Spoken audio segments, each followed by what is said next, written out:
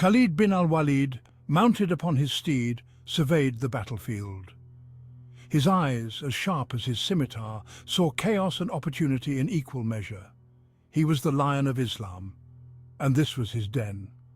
From an early age, Khalid trained in the arts of war.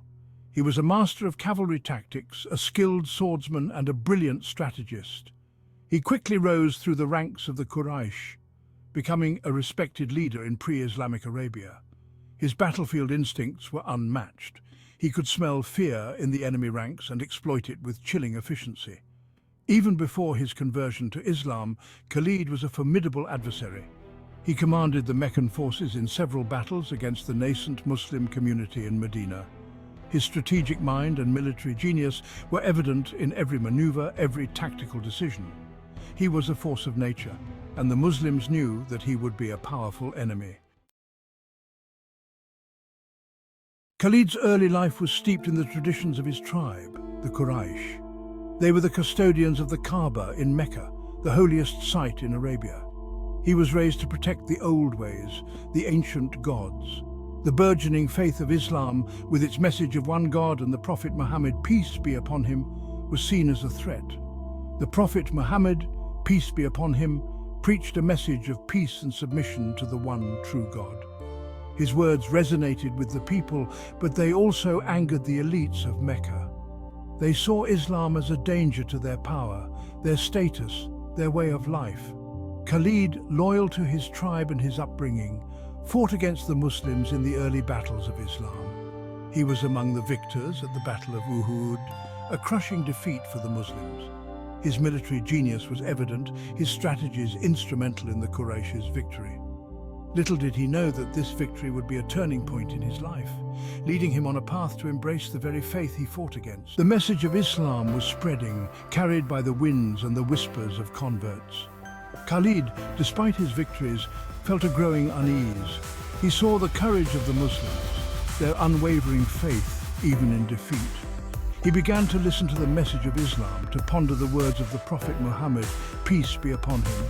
He saw the justice and equality inherent in the teachings, a stark contrast to the tribalism and inequality of his world. In the year 629 AD, Khalid bin Al-Walid, the fearsome warrior of the Quraysh, embraced Islam. He pledged his loyalty to the Prophet Muhammad, peace be upon him, his sword arm now dedicated to the defense of the fledgling Muslim community. It was a turning point in Islamic history. The man who was once a formidable enemy was now a powerful ally, his military genius now directed towards the spread of Islam. With his conversion, Khalid's talents found new purpose. He was instrumental in the conquest of Mecca, his knowledge of its defenses proving invaluable. When the Prophet Muhammad, peace be upon him, bestowed upon him the title Sword of Allah, it was not just an honorific, but a recognition of his strategic brilliance and military prowess. The Battle of Mu'tah, fought against the Byzantines, showcased Khalid's tactical genius. Facing overwhelming odds, he rallied the Muslim army, skillfully extracting them from a perilous situation. His courage and leadership earned him legendary status, solidifying his place in Islamic history. After the Prophet Muhammad's peace be upon him death, some Arab tribes rebelled against the newly formed Islamic State. Khalid was pivotal in quelling these rebellions during the Ridda Wars, demonstrating his unwavering commitment to Islam and his strategic acumen. He secured the Arabian Peninsula for the burgeoning Islamic State, paving the way for its future expansion. With the Arabian Peninsula secure, the gaze of the early Muslims turned outward. The Persian and Byzantine empires, superpowers of their age, threatened the nascent Islamic State.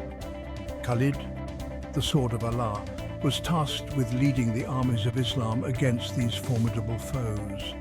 He led the Muslim armies to several victories against the Persians in Iraq. His tactical brilliance was on full display at the Battle of Chains and the Battle of Walaja. His decisive victories broke the back of the Persian Empire in the region. He opened the way for the Islamic conquest of Persia, spreading the message of Islam westward. His campaigns against the Byzantines were equally impressive. He led the Muslim army to victory at the Battle of Yarmouk, a decisive battle that shattered Byzantine control of Syria. His strategic genius was evident in his use of terrain, his deployment of troops, and his ability to anticipate his enemy's moves. Khalid's military campaigns were not mere conquests, they were instrumental in spreading the message of Islam. He treated defeated populations with respect, ensuring the rights of non-Muslims under Islamic rule. He understood that true victory lay not just in military dominance, but in winning hearts and minds. His conquests extended the reach of the Islamic State, spreading the message of Islam far beyond the Arabian Peninsula. He established a legacy of military excellence and strategic brilliance that would inspire Muslim generals for centuries to come. He laid the foundation for a vast and powerful Islamic empire that would stretch from Spain to India. His victories, however, were not solely due to his military prowess. He was known for his piety and his commitment to justice. He ruled conquered lands with fairness, earning the respect of the people he had defeated. His reputation as a just and compassionate leader spread far and wide. Despite his victories and accolades, Khalid remained humble. He attributed his success to the will of God and the guidance of the Prophet Muhammad, PBUH. He never sought personal gain or glory, always placing the needs of the Muslim community above his own. When Caliph Umar, in a strategic decision, decided to relieve Khalid of his command, he did so with grace and humility. He understood that his duty was to serve Islam, even if it meant stepping down from a position of power. He continued to serve the Islamic State, this time in an advisory role. His counsel still sought after and respected. His acceptance of this decision is a testament to his character. It reveals a man of deep faith, one who understood that true leadership lay not in holding on to power, but in submitting to a higher purpose. His humility in the face of adversity is a powerful lesson for leaders of all time. Khalid bin Al-Walid, the Sword of Allah, died in 642 AD. He left behind a legacy of unparalleled military achievements and unwavering faith. His strategic brilliance, tactical genius, and unwavering commitment to Islam played a pivotal role in the formation of the Islamic Empire. His story serves as an inspiration for all those who seek to understand the complexities of faith, the allure of leadership, and the enduring power of human resilience. He is a figure who transcended the battlefield, becoming a symbol of courage, conviction, and unwavering belief. His story continues to resonate with people around the world, a testament to the power of faith, the importance of leadership, and the enduring impact one person can have on the course of history.